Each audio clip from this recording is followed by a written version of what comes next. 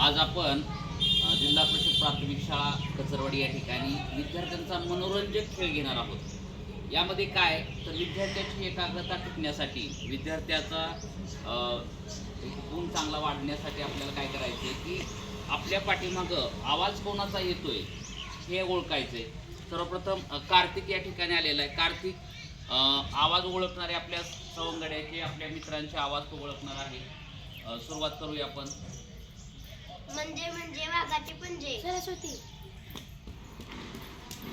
पट या। ईश्वरी। म्हणजे वाघाचे पंजे। आरोही। म्हणजे वाघाचे पंजे। स्वरा। म्हणजे वाघाचे पंजे। राधिका।